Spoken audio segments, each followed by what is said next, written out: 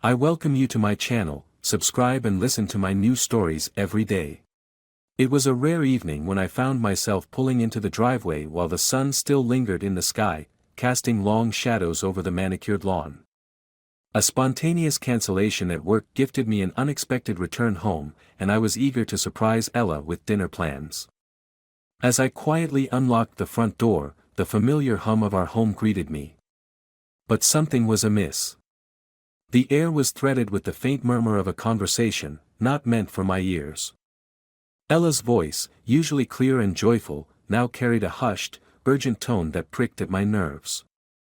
My heart thudded with a mix of excitement and confusion as I tiptoed closer to the living room, where the soft glow of a lamp spilled into the dim hallway. There, through the sliver of the slightly ajar door, I saw her. Ella, with her phone pressed tightly against her ear, her eyes darting nervously. She whispered, "I can't meet tonight, my husband is home." Those words, cold and sharp, struck me like ice water.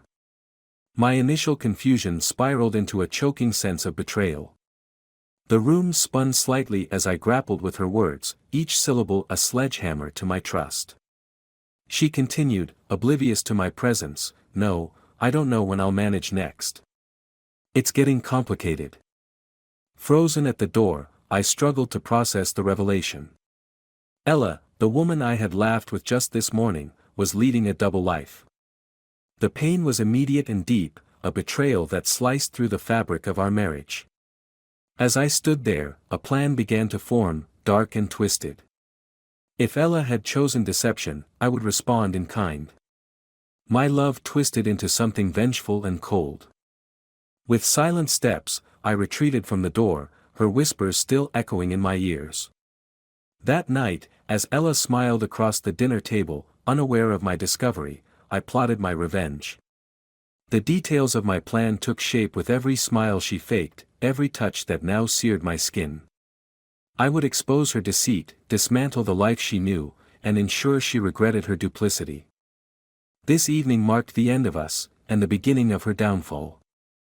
I would divorce her, sever all ties, and watch from afar as her world crumbled. Ella had made her choice, and now, she would live with the consequences.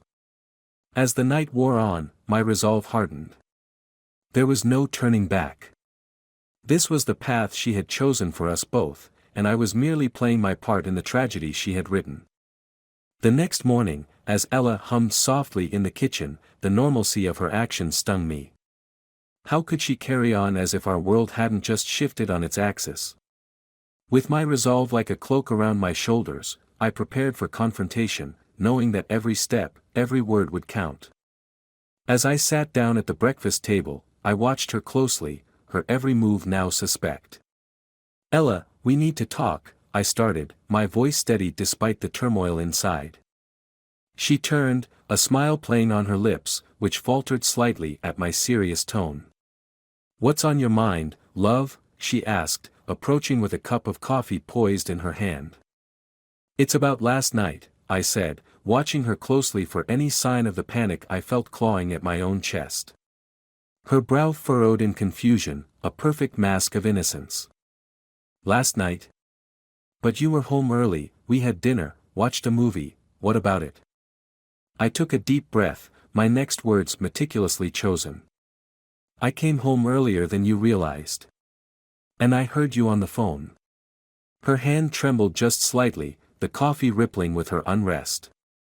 "You said, 'I can't meet tonight, my husband is home.' Who were you speaking to, Ella?" The color drained from her face, and she set the coffee down with a clatter.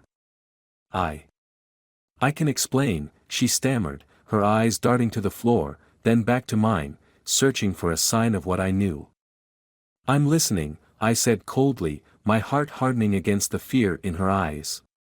"It's not what you think," she began, her voice shaking.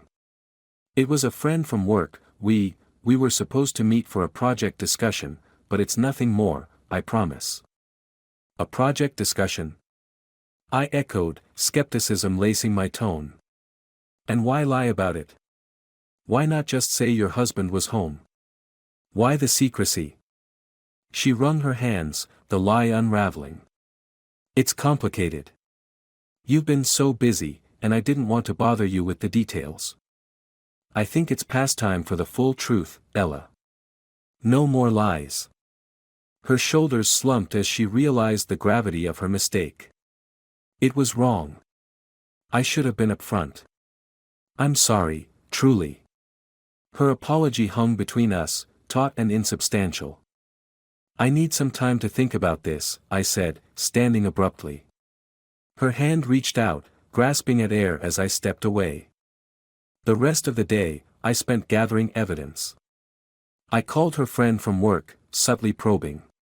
The friend's hesitant answers only fueled my suspicions. I checked phone records, credit card statements, looking for any thread that would unravel her story further.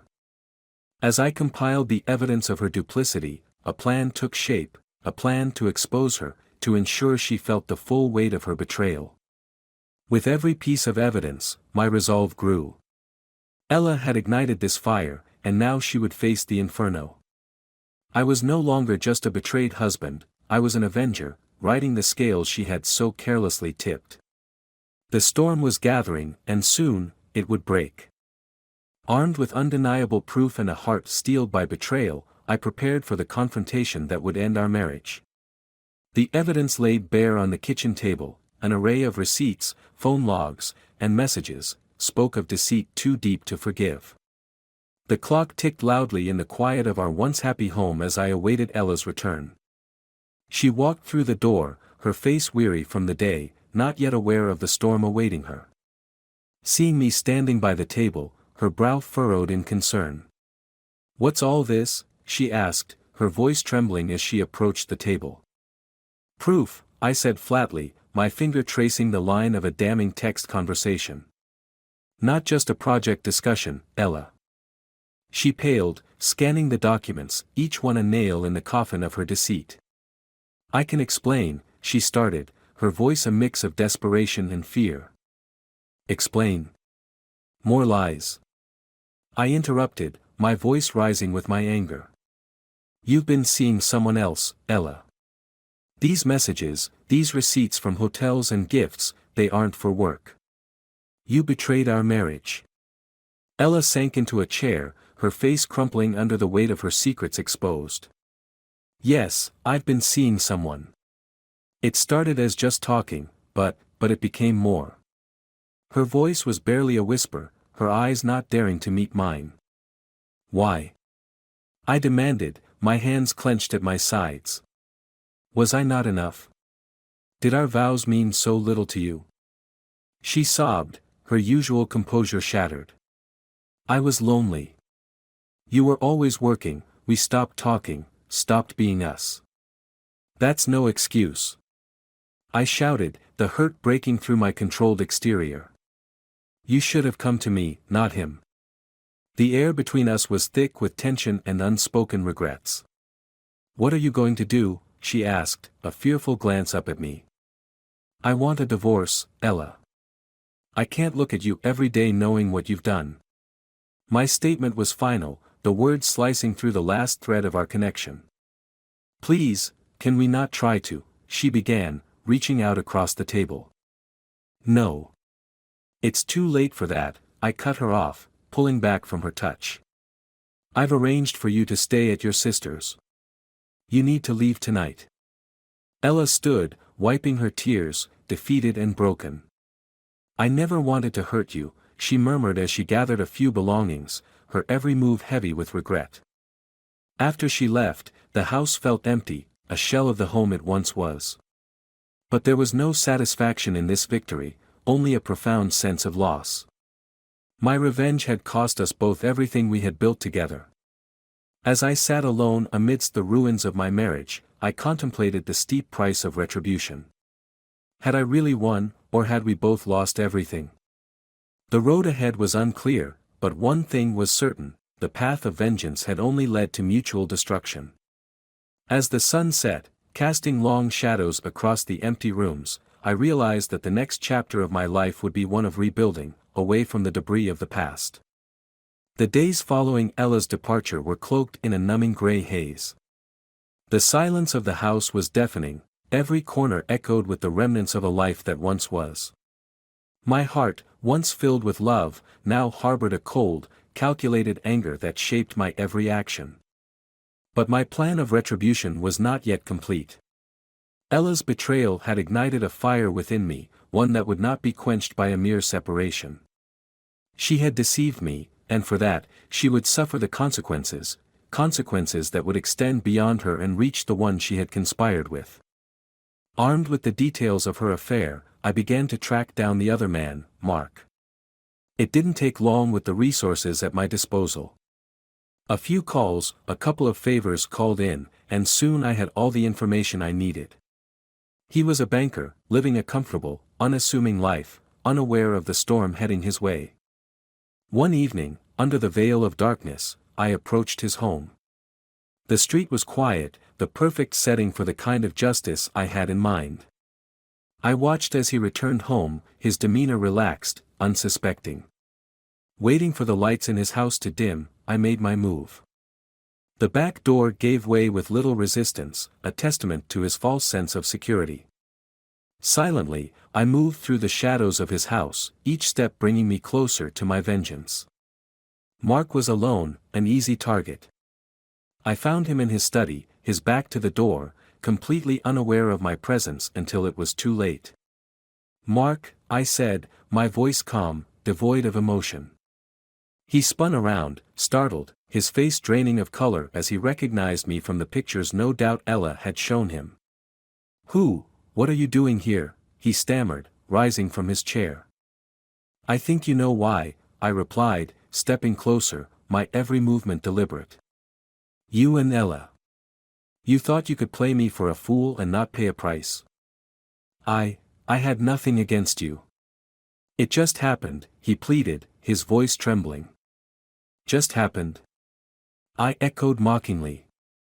"You destroyed my marriage, my life. Now, I will destroy yours."